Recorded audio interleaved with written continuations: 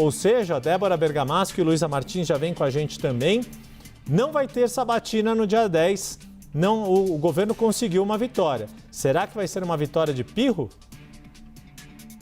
O Yuri Pita, Luísa Martins, que volta conosco aqui no 360. Juro, lendo essa nota, eu já vi muita coisa na política em tantos esses anos, mais de década aqui em Brasília, mas assim, essa escalada tão rápida, fazia muito tempo que eu não via, porque eles tinham uma relação tão boa, né? Davi Alcolumbre, o presidente Lula pessoalmente, governo e Senado institucionalmente. E por quê? Porque a casa problemática era a Câmara. O Senado era onde, sabe, o governo respirava um pouco aliviado, confiava em tudo que Davi Alcolumbre poderia segurar. É claro, como você disse, é uma... Assim, a curto prazo, Luísa, é uma vitória do governo, porque era isso que o governo queria.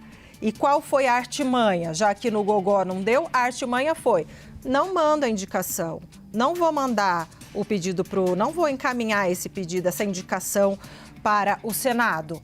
E aí, como é que vocês vão pautar se eu não mandar? Quer ganhar tempo, mas esse trecho aqui, olha, esse trecho, realmente, Luísa Martins, essa omissão, aqui,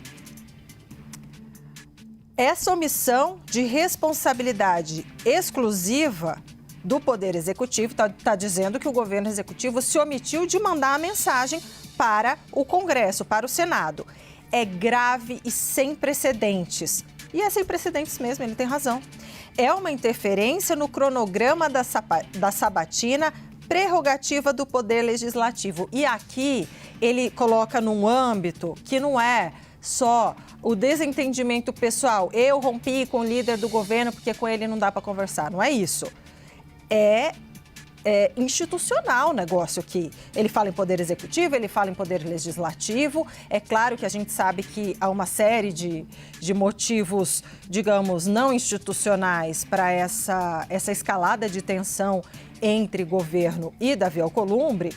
Mas olha, e aí dá o braço a torcer, diz, para evitar a possível alegação de vício regimental no trâmite da indicação, diante da possibilidade de se realizar a sabatina sem o recebimento formal da mensagem, esta presidência e a CCJ determinam o cancelamento do calendário apresentado. Luísa Martins, vamos lá.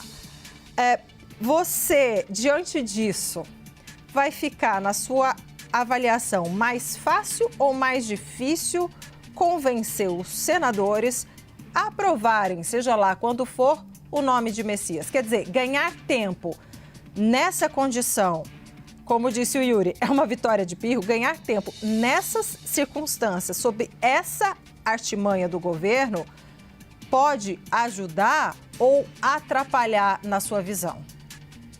Débora, na minha avaliação, fazendo, claro, uma primeira leitura aqui, né? A gente acabou de receber essa nota aí divulgada pelo presidente do Senado, Davi Alcolumbre.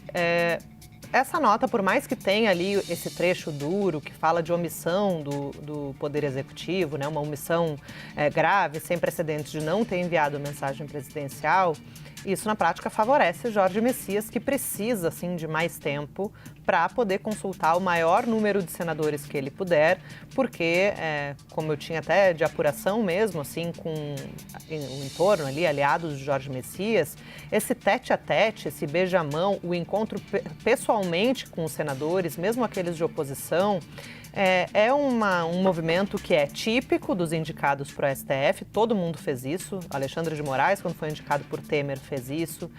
Depois, Nunes Marques e André Mendonça, indicados por Bolsonaro, também fizeram isso. Por fim, Zanin e Flávio Dino, indicados por Lula neste mandato, também fizeram isso.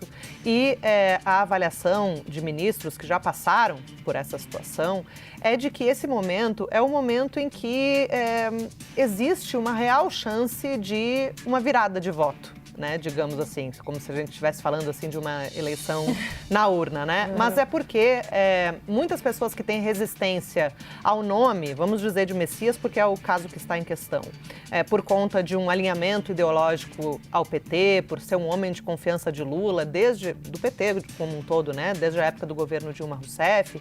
Na hora em que Messias vai lá, apresenta suas credenciais, fala que tem um perfil técnico, que é servidor de carreira da advocacia pública, passou num concurso público, que ele tem ali um ponto de vista mais conservador em relação a certas pautas de costume, por exemplo, que ele pode reforçar, inclusive, essa ala conservadora no STF e que não faz parte, como tem dito alguns ministros, da militância petista clássica, que ele não demoraria a se desvincular do governo que o indicou. Tudo isso é capaz de sensibilizar, sim, na hora da conversa pessoalmente, ali olho no olho, inclusive aqueles parlamentares, aqueles senadores de oposição que não conhecem Messias pessoalmente, né, que não tem ali uma relação com ele e votariam contra apenas por ser um candidato, um indicado, né, do presidente Lula. Então, Messias ganha tempo para fazer esse movimento, né? Essa estratégia de visitar gabinete por gabinete, se apresentar, mostrar ali que cumpre os requisitos da Constituição. Ele tem mais de 35 anos, tem reputação ilibada, tem notável saber jurídico, salvo se não fosse isso, não teria nem passado num concurso público tão concorrido como é o da advocacia pública. Então, isso é favorável a Messias. O que agora a gente recebeu aqui essa informação, né? Davi Alcolumbre disse isso. Eu fui consultar algumas fontes aqui que acompanham, né, essa dinâmica aí das indicações há muitos anos. E o que me disseram é que, por mais que tenha esse ponto de bastante rigidez ali, rispidez até de Davi Alcolumbre ao dizer que o governo está sendo omisso ao não enviar a mensagem presidencial e que isso é uma falta, né, grave, que nunca aconteceu, isso pode significar que estão negociando, né? Que há um espaço aí para um diálogo e para que Davi Alcolumbre, depois de toda essa insatisfação com a não indicação de Rodrigo Pacheco, pode estar disposto aí a um acordo aí com o governo federal para dar mais tempo para Messias e acabar pautando a sabatina, provavelmente agora diante, né, do calendário apertado até o recesso, para o início do próximo ano. E aí a gente vai ver como que isso vai se suceder. Davi Alcolumbre já rechaçou a possibilidade de condicionar o seu apoio a Messias ou o ritmo que está sendo imprimido pelo Congresso em relação à sabatina, a questão de emendas parlamentares ou a cargos, por exemplo, na administração pública ou em estatais. Ele disse que rechaça essa possibilidade, mas a gente sabe que esses acordos são até naturais, né, da política e que, ao cancelar o calendário, por mais que ele tenha colocado ali a sua posição de que o governo tenta travar a sabatina ao não enviar a mensagem presidencial, o que vale, vamos ser sinceros aqui, né, Débora e Yuri, é o Diário Oficial da União. A mensagem presidencial, pelo que eu pude entender das conversas que eu tive a esse respeito, é uma formalidade, assim, que é mais por tradição e que não teria ali, hoje, que tem o Diário Oficial da União publicado ali rápido, de maneira eletrônica, pela internet, isso não seria tão grave votar a sabatina antes da mensagem presidencial a ponto de anular todo o processo. É claro que os parlamentares da base do governo poderiam alegar isso, mas dificilmente isso seria, de fato, um impeditivo para a sabatina, porque já está formalizado, como o próprio Alcolumbre disse, ali no Diário Oficial da União. Então, por mais que tenha essa crítica forte nesse pronunciamento do presidente do Senado, é positivo para Messias, que ganha tempo, e é positivo para o governo diante de uma possibilidade de chegar ali a um meio termo, a um acordo, a uma questão ali consensual com o presidente do Senado para retomar essa relação. Pois é, Luísa, eu te ouvindo... Não sei se vocês concordam comigo, mas essa é uma avaliação preliminar aqui que faço, que acredito que para Messias, especialmente, que é o maior interessado nesse calendário, né, é positivo ele ganhar mais tempo para convencer ali os senadores. Baixar a fervura, né? Acho que a Débora tocou no ponto que eu acho que é crucial, a despeito, e concordo contigo, Luísa, a nota de Davi Alcolumbre é muito forte, ela coloca ali termos muito duros, ao cancelar, porque afinal de contas é ele quem está recuando.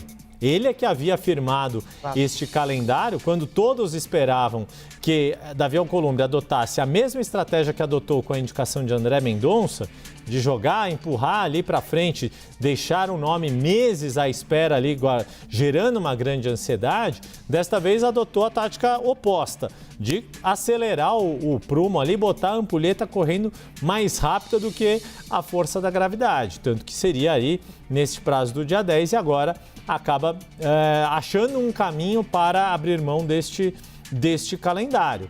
O fato é, e aí já ouvindo aqui pessoas que defendem o nome de Jorge Messias, pessoas de dentro do governo, que também acabaram compartilhando com a sua visão, Luísa, de que esse adiamento diante da falta de clima, de um clima muito pesado para esta sabatina ocorrer, né, e ter essa votação já na semana que vem, isso dá uma desanuviada no clima, né, melhor ali, né, como disse a Débora, o clima estava muito pesado, dá uma baixada nesta fervura. A questão é como é que vai se voltar para esta discussão no ano que vem e qual vai ser o novo timing para esta discussão a partir de fevereiro do ano que vem. Lembrando, né, o calendário aí do Congresso até um pouco antes da semana do Natal. O próprio Judiciário também tem o seu recesso ao longo aí de metade deste mês e do mês de janeiro, a ver como o clima vai estar em fevereiro de 2026.